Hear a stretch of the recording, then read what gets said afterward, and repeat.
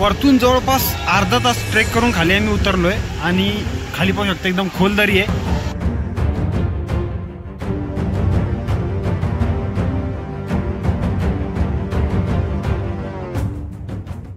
तर नमस्कार मंडळी, स्वागत आहे पुन्हा एका नवीन व्हिडिओमध्ये। तर आता पावसाळ्याला सुरुवात झाली आहे आणि पावसाळ्यामध्ये निसर्ग जो आहे तो पूर्ण हिरवळून जातो आणि पावसाळ्यात जे ठिकाण एक्सप्लोर करण्यात मजा असते ना ती म्हणजे एक वेगळीच असते।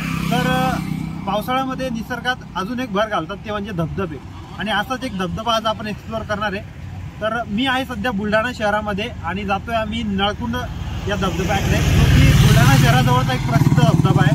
तर तो आज आपण एक्सप्लोर करणार आहे। तर या व्हिडिओमध्ये शेवटपर्यंत राहा, खूप ॲडव्हेंचरस असा हा व्लॉग होणार आहे।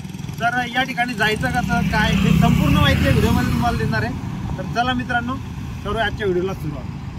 तर आता पावसाला बारीक बारीक सुरुवात झाली आणि आजच्या व्हिडिओमध्ये मी एकटा नसणार आहे, तर माझ्यासोबत काही माझे मित्र पण आहेत। सध्या आम्ही 3 जण पुढे आलेलो आहे आणि बाकी अजून 5-6 जण आहेत, ते मागून येत आहेत, त्यांची वाट बघतोय आम्ही।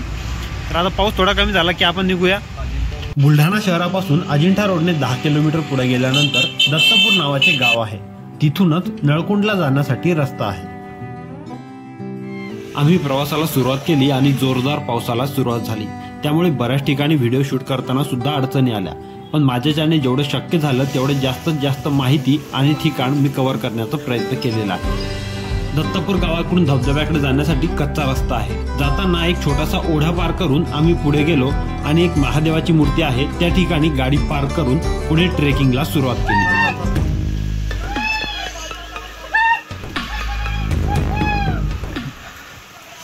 वरती गाडी पार्क केल्यानंतर घनदाट जंगलातून डोंगर उतरून ट्रेक करत आपल्याला खालच्या दिशेने जावं लागतं। खाली उतरताना फक्त एक जण जाईल एवढ्या निमुळत्या वाटेवरून आपल्याला खाली उतरत जावं लागतं। जातानाची वाट पावसामुळे फार निसरडी झालेली असते, त्यामुळे उतरताना खूप काळजीपूर्वक उतरावं लागतं।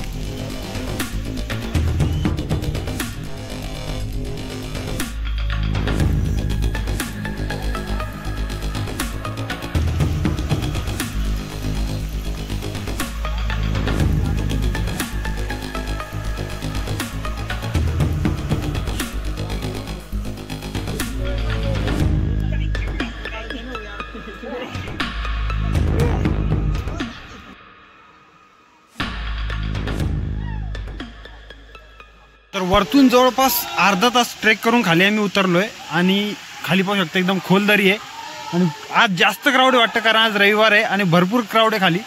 तर आता खाली जाऊन पाहू, खाली वॉटरफॉलच्या जवळच पोहोचलेलो आहे आपण। इथला नजारा तर बिलकुल एक नंबर पाहू शकता तुम्ही। चला बाकी तुम्हाला खाली जाऊन दाखवतो आता। भाई काय खतरनाक नजारा, इथे एक मंदिर पण आहे खाली आल्यानंतर। पहा इथे गुफा आहे छोटीशी आणि तिथं महादेवाचं मंदिर आहे।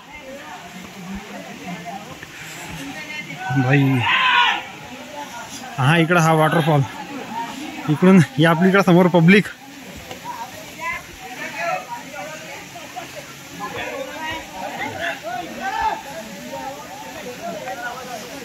हे पाहू शकता इकडून वरतून पाणी येतं, इकडं मारुतीची मूर्ती, इकडं पब्लिक।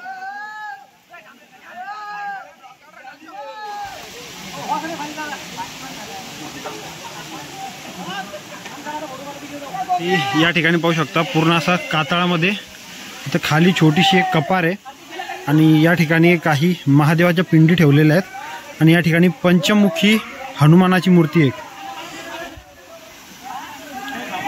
पूर्ण हे दगड पाहू शकता पूर्ण स्लिपरी आणि शेवाळलेले आहेत, त्यामुळे सटकण्याची भीती राहते, त्यामुळे थोडं इथं कसं रिस्क आहे। आता तेव्हा तो हे देखो हे बंदा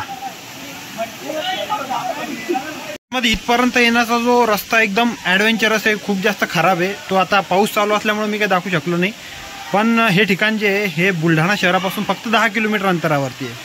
आता बाकीचे मी ते तुम्हाला गुगल मॅपचे लोकेशन हे तुम्हाला पुढे सांगून देईन। तर चला बाकीची जी जागा आहे ती आपण एक्सप्लोअर करू। अजिंठ्याच्या डोंगर रांगेमध्ये बसलेला हा सुंदर नळकुंड धबधबा, काही लोक याला ऋषिकुंड म्हणून सुद्धा ओळखतात।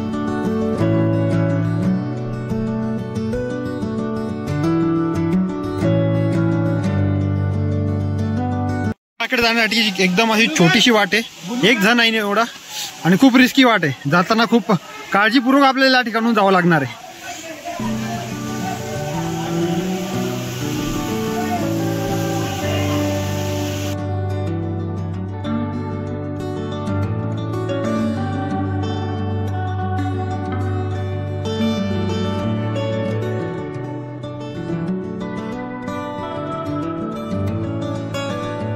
आम्ही गेलो त्यावेळी धबधब्याला खूप कमी प्रमाणात पाणी होतं, पण ज्यावेळी पावसाळा जास्त होतो त्यानंतर या ठिकाणचा नजारा खूप बघण्यासारखा असतो।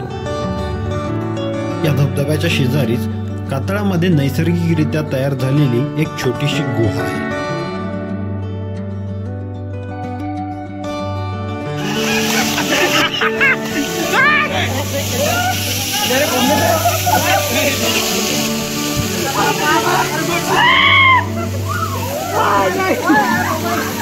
तर चला मित्रांनो, आजचा हा व्हिडिओ आपण या ठिकाणी संपवू। कंटिन्यू पाऊस सुरू असल्यामुळे मला जास्त काही कॅप्चर नाही करता आलं, पण जेवढं शक्य झालं मी तेवढं तुम्हाला दाखवण्याचा प्रयत्न केलेला आहे।